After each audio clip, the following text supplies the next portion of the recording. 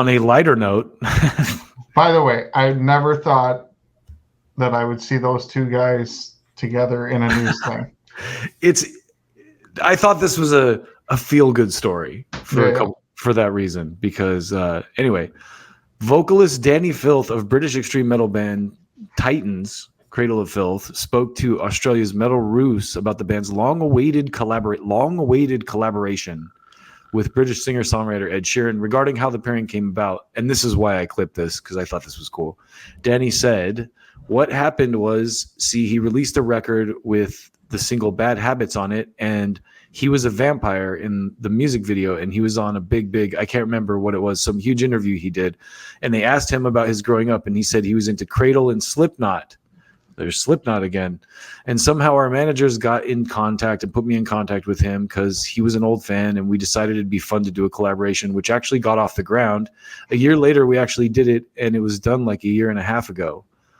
On the topic of when Cradle of Filth's collaboration with Sheeran will finally see the light of day, Danny said, it was going on this record, but chances are, because we don't want to delay our record any longer than it can, it'll probably go on a special edition, and that is because Ed's taking a blackout this year, totally no musical output.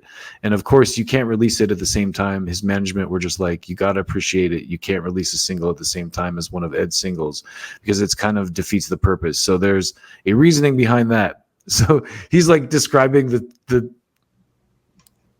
difficulties of working with a pop star. So there's a reason behind that, but it's not going to delay the inevitable. It's a great song anyway, and it just keeps people guessing a little bit longer. But it also shows that we're not using it as a vehicle for the record, which I was very keen to stress that. Yeah, he's one of the biggest artists in the world, and yes, we've done a thing with him. Yes, everybody's very curious about it, but at the same time, I don't want it to overshadow what we're doing because it's not a novelty song, although the ideology behind it is very novelty, and I love the juxtaposition of the marriage of extremes, you know? Like, who the hell would do this? Well, us, for a start. So I'm happy about that, and I'm happy with the fact that it gets released under its own stream. I mean, obviously, everybody will make a big meal of it because it is what it is, but it kind of takes the onus of us making a meal of it. I don't know if I understand what he was saying at the end there. But he's British, so it's okay. Well, I'll just be like, oh, crumpet, yes, oh, spotted dick, oh. Tea and crumpets and spotted dick. I had to do that. So this last slide, Phil went on to say the prospect of collaborating with someone like Sheeran is not as far-fetched as one might think. We've always been like that, he explained. If someone tells us not to do something, then we'll do it. That's been our prerogative the whole time. I did this rap song with this band called Twisted in America.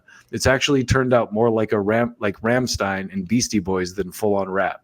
So in that respect, I think the Ed Sheeran collaboration would be great fun. I think it'd be great if we did it for charity because at least it would bring a bit of credibility to it. Because obviously to his public, it'd be like, oh my God, he's got this weird comical guy.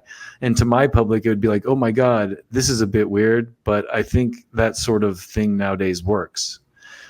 In July 2021, Sheeran floated the possibility of exploring a more extreme musical path while speaking to The Sun. He said, I was really into death metal as a kid. I listened to Cradle of Filth and Slipknot. That's not necessarily death metal, but and all that stuff. I'm not saying I could ever step into that world.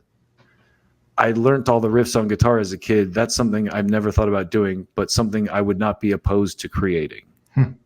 So you could see an Ed Sheeran metal album in the future. Dude, we saw a Dolly Parton metal album. Why not Ed Sheeran? And our boy that wrote the long article is right. He's like, yeah, look what's happening, metalheads. Right. You guys need to reclaim your turf.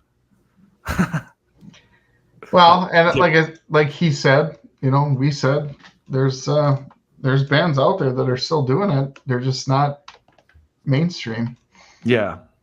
Well, and bands like Slipknot and Metallica are, and now, you know, Spirit Box or what the other Sleep Token are bringing people into that realm. Like a band like Sleep Token, like my son, his friends that don't listen to metal, they don't listen to medical, but they like Sleep Token. Mm-hmm. So it's a start. And they got some good songs. I mean, there's always we could always turn them on to some old Pantera.